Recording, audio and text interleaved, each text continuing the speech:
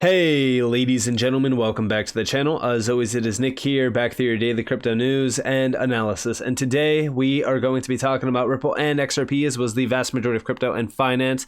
And with that being said, let's just dive on in. So listen, we have talked about it in the past. We have talked about it for a while. Scrutinization of crypto, utilizing regulatory connections, paying people off, things like that. There's been a lot of things that have happened around crypto for a while now. But there has been a hidden agenda behind a lot of the SEC's actions, and we've also seen a lot of those in power actually playing with the SEC a little bit and trying to really kind of persuade them to go after certain projects or say certain things or do certain things. And this has been a trend for a while. Back in June, we've seen the question arise: what's the hidden agenda behind the SEC's Coinbase and Binance lawsuits? Well, first and foremost, let's go back in time a little bit. Let's go back to November of 2021, where we've seen letters between Elizabeth Warren and Gary Gensler being exchanged. We do see how lawmakers use letters to get their way. And again, these are people that have been working with regulators for a while. Don't know how much money is being tossed around, but I would assume that some people are getting paid off. But they are working together to push their overall agenda. We know that Elizabeth Warren, just like Brad Sherman, are two very, very large bankers that have been utilizing their stance in order to make and persuade decisions regarding some of these markets like crypto. And the question is, what do they want? Well, at the end of the day, they want control, right? They don't want retail making a ton of money off of crypto. It's just the same thing with stocks, right? With the stock market. The stock market is extremely regulated, but guess what else it is? Manipulated and controlled. That's what they want to do around crypto as well.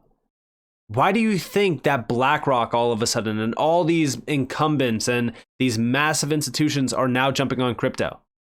Well, first off, crypto has been slowed and halted, and it's all because of what the SEC has been doing, right?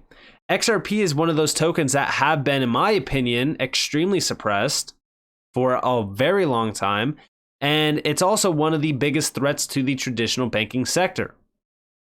But outside of all of this, the biggest thing that I have a problem with is people like Elizabeth Warren bringing up and talking about ridiculous things regarding crypto.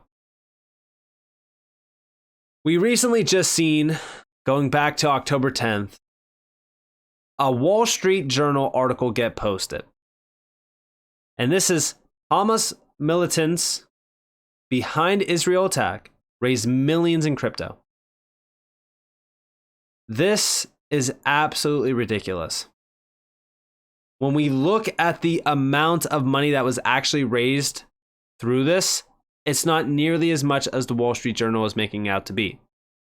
We also know, which I will get to here in a second, that they actually asked for donors to stop sending Bitcoin, which we will get to that here in a second, like I said. But first, check this out. October 24th, 2 days ago. We're talking about roughly 14 days, 2 weeks after the Wall Street Journal article. Elizabeth Warren uses Hamas as her newest scapegoat in war on crypto. These are false claims. They are trying to attack crypto in every way possible. And we know that this is all nonsense. And yes, her as well as 100 plus lawmakers are urging Biden to address the crypto finance terrorism. But they will never bring up how the fiat dollar and fiat currencies have been dominating around the world within acts of terrorism, drugs, violence, you name it.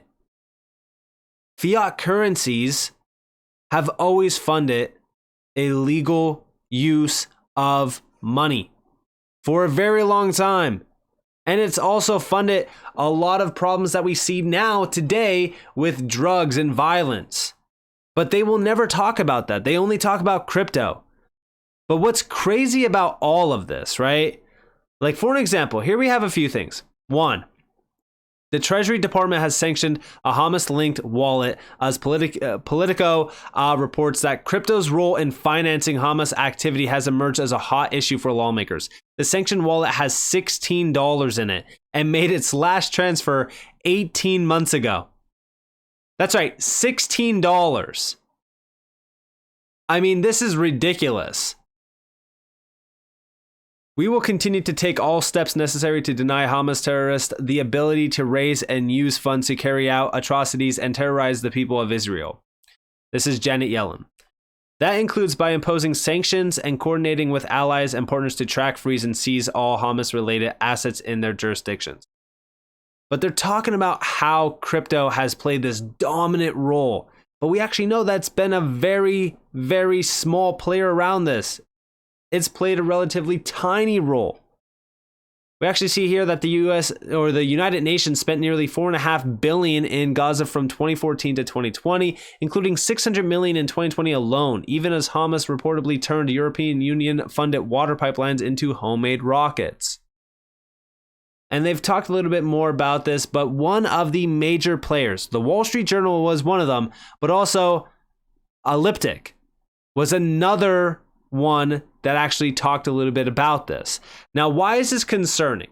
Well, because one, we know that Elizabeth Warren, as well as many other players, have been trying to get this bill passed. This bill will essentially kill crypto. It's an anti-crypto bill, essentially. But we know that this report has been completely debunked. We've gone over this by Sam Lyman, actually. He put out a report saying critical context missing from the Wall Street Journal piece on Hamas and crypto. In April of this year, Hamas warned its donors to stop sending Bitcoin. Why? Because the transparent nature of the blockchain had Western intelligence following their every transaction like bloodhounds. Hence the sudden drop on the chart. There's a reason money laundering via Bitcoin has been called a classically dumb crime. It shines a spotlight on everyone involved. Remember this as the usual suspects ramp up their anti-crypto rhetoric in the weeks to come. You know what's crazy about all of this though? They never and I'm not talking about Sam Lyman. I'm actually talking about just regulators and people like that. Like they never mention Silk Road. For those that don't know, Silk Road was fully tracked and traced. They knew who was getting paid. They tracked it all the way down to the T. And we already know that Ross is still serving life in prison today. The reason why I bring this up is because they constantly act like Bitcoin transactions can't be tracked. We know that Bitcoin can be tracked. We know that all crypto payments can be tracked heavily. So what do you honestly think that they're using to fund these operations? Do you think that they're actually using crypto? No, they are using fiat. But these politicians, they want to push this agenda that, crypto is utilized for this, crypto is utilized for that. And you know what's funny about this? Or I shouldn't even say it's funny, it's really not. A lot of people will miss out on investing into crypto because they actually think that it's a scam and a fraud and it's utilized for this and that. But these people don't actually think about it. What has funded drug operations forever? What has funded half of the things that we have in this world that is completely daunting? Fiat currencies. I say this because, one, these people want to push this agenda to get their point across. And their point is they want to essentially kill crypto, or at least fully regulate the hell out of it so that they can control it. So they will push any agenda possible. It's ridiculous. It's absolutely ridiculous. And a few people have been speaking out about this. For an example, one of those players is Brian Armstrong. We actually do see this is crazy. An inaccurate Wall Street Journal article citing evidence from Elliptic caused 20% of Congress to sign a letter. Elliptic has now refuted the evidence in the Wall Street Journal article. Wall Street Journal, will you issue a retraction/correction? I'm telling you right now, I guarantee you that they won't. I guarantee you that they won't. We actually see from Nick Carter. Nick Carter has been one really kind of pushing for this. We actually see over here is today the day that Wall Street Journal admits they overstated the Bitcoin terrorist financing figures by over 200x and committed journalistic malpractice. Let's find out. And these are the individuals that are tied to this. It's absolutely crazy to me. It's crazy to me that when we look at mainstream media, they will stoop so low to attack crypto in every way, shape, and form. I constantly bring this up because like they are trying to get their way. But guess what? We even seen a Senate banking hearing happening today, well, earlier today, where Wall Street Journal was actually getting dunked on by multiple senators and witnesses. They must retract. Check this out. We actually seen a video get posted by Nick Anthony, but you see, kudos to Senator Hegarty for clarifying the record in response to Wall Street Journal's reporting on cryptocurrency use and terrorist financing. This is especially important given how many members of Congress endorsed that reporting. The Wall Street Journal recently reported that Hamas and Palestine Islamic Jihad, since 2021, have received roughly $130 million in crypto financing via offshore exchanges and platforms like Binance. It's important to note that these figures are disputed, and per independent analysis that was released just this week, could be overestimated by as much as 99%. The data analytics firm cited in this Wall Street Journal report has even disputed the estimates that were reported, stating that there is no evidence to suggest that Hamas fundraised anything close to this $130 million reported. Make no mistake, any such funding is unconscionable and should be addressed in a thoughtful, targeted way in order to choke off these terrorists. But we should do this without pushing the crypto industry overseas. In this case, we need a scalpel, not a sledgehammer. And this is exactly my thought process as well. Like, we constantly see, and it's not even about pushing crypto outside of the US. It's really not. But that's exactly what's going to happen if we start to see these politicians like Elizabeth Warren get their way, like they have in the past. We need to stop this, and we need to make sure that we are aware of what's actually going on, and we need to speak out about it. Because if we don't, these politicians like Elizabeth Warren will try to get their bills passed. And remember, it doesn't even have to, the bill doesn't even have to pass. We know Elizabeth Warren has done a very good job at persuading other leaders to push this agenda. She has done this very well in the past. But beyond this, Johnny Deaton actually spoke out regarding Ian Talley, who is the individual that actually was the one to report on this issue with crypto being utilized to fund terroristic acts. We actually see if this guy does not issue a retraction for his mistake, then we know without a doubt that it was not a mistake, but instead an intentional act of disseminating false information to perpetuate a false narrative used for political gain, making Ian Talley a threat against freedom. And I completely agree. Listen, these are paid individuals to do what they do best. Create a problem so that all of these individuals like Elizabeth Warren, the pro bankers, those that want to kill crypto and that are extremely anti-crypto, which guess what? We should actually be anti-fiat because we can't track and trace fiat the way that we could track and trace cryptocurrency transactions. All they want to do is utilize this ammunition to counteract crypto and try to, drop it in its tracks. Again, the number one thing that we really need to look at around crypto and what's going on with crypto is the fact that, one, we have seen this market get attacked blatantly by these individuals in power for financial gain as well. Listen, these are people that are worth millions and millions of dollars. They don't want retail getting rich, and they know that crypto is one of the biggest opportunities for retail to actually escape the 9 to 5.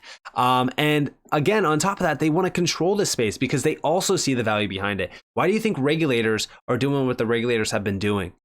Like, it's actually insane. Like Gary Gensler and the SEC ban, what they have been doing is trying to completely drain these projects by giving them massive fees or not fees, but massive fines. Yet, guess what? When it comes to BlackRock, they're essentially finding them droplets of water in a bucket. Why do you think that's the case?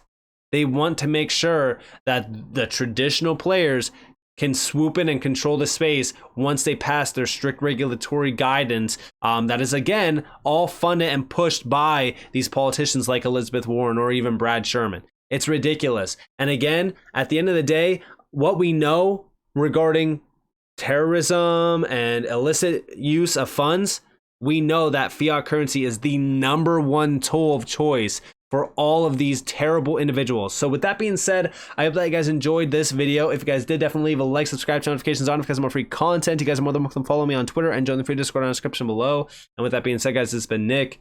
Peace out.